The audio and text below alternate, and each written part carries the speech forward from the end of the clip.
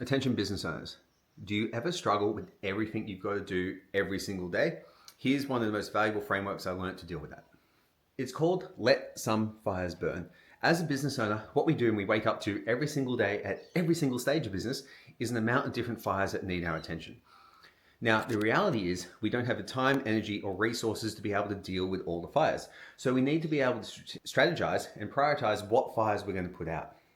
So as an example, I put up a post the other day for all our students in our group course and I got all the dates and stuff totally wrong. Damn, what a problem. Now, a lot of students reach out to me and a lot of people thought, they actually said to me, aren't you embarrassed that you made a mistake? I'm like, no, not at all. It's a small mistake. It didn't affect anyone. People still showed up to the calls and it's not a big fire. Another fire that a lot of people get about is having their content. It may have a typo on it or there might be an image that's not perfect. In reality, that's something that no one's going to remember in the next 3 to 6 months. Probably 3 to 6 minutes.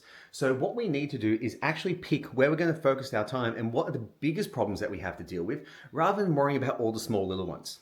What people do is they actually focus on the small little ones because they're easier to solve. And if we solve a small problem that really is not that important in the scheme of things, we feel so much better because we've actually achieved something.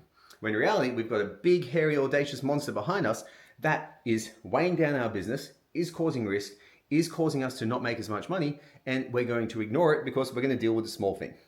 So as a business owner, we need to be able to prioritize where we're focusing, what problems we're putting out, and then also what fires we're willing to let burn. As an example, my website's been rebuilt, so I don't currently have a website. I've got a ton coming up with a lot of client delivery to do.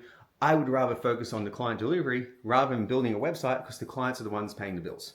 Again, let some fires burn. You can still survive and thrive in these particular situations.